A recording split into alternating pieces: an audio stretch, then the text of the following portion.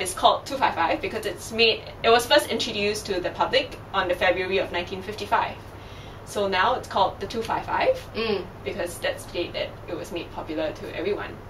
I noticed the background picture for your Twitter account for the Attic Place is actually an entire showcase of all your 255 Chanel bags. And I think the code was a color of Chanel for every season or something like that. Yeah, so that was a promotion that we did about 3 or 4 weeks ago. Because we got a lot of Chanel classics that came in. And we had them in pink, we had them in blue, we had them in silver, gold, beige. Yeah.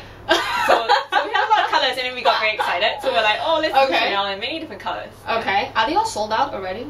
No, we still have a couple of them in store. Some of them are no longer for sale because I think a lot of the owners looked at it and they're like, oh, actually my Chanel is really nice, so they decided to take it back. Interestingly, you have two outlets on this level in Far East Shopping Centre. One here and the other one, which I think is so-called the HQ. So, like, what spurred y'all to, like, open up this second outlet, so to speak? So, the first major, like, push is just a pure lack of space. Yeah, so they're kind of like, okay, we need another space. So it's either... We'll do a walkabout later of the HQ. So it's either between opening a bigger store, which we tried to, but there was a space constraint because there was no other units available, or we could get a second store. So when this space came about, we're like, okay, so how do we differentiate the two stores?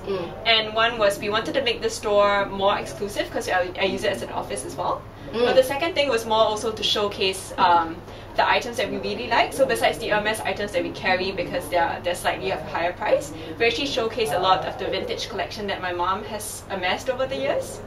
Yeah, so that's nice too. And then we have a little section for guys because in the HQ it can get quite crowded and usually the guys don't like to shop when the girls are around.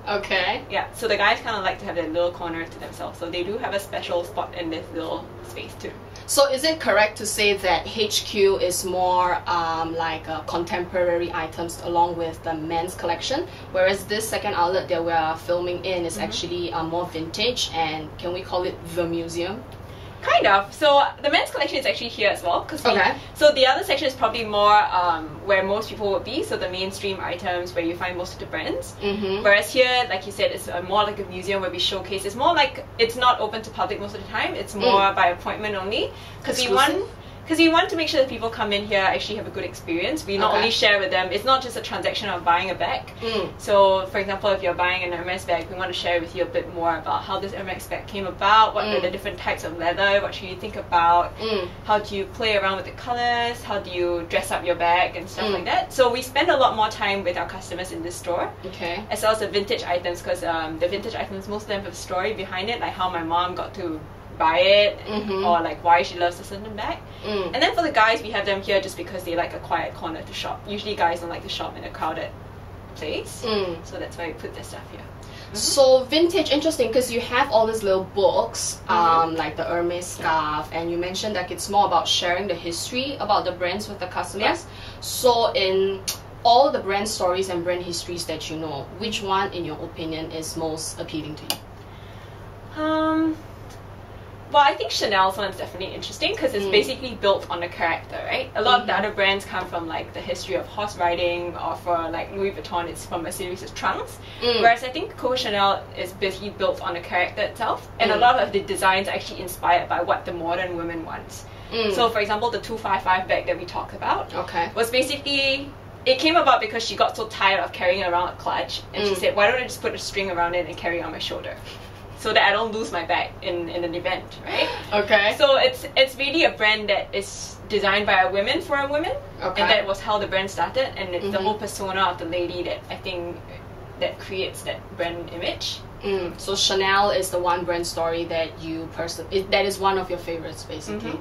It's one of my favorite brand stories, for sure, because I like the lady behind it. I also mentioned that you have more than 700 bags across 30 different labels. So what are the kinds of, like, how fast does your inventory actually move off the shelves, basically?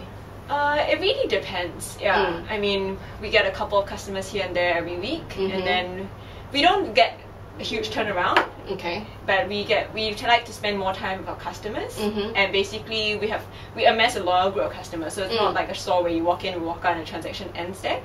Our customers are people who stay with us, so we like to spend a bit more time with them. So we're not that worried about the volume. So top 3 brands that are most popular with your clients.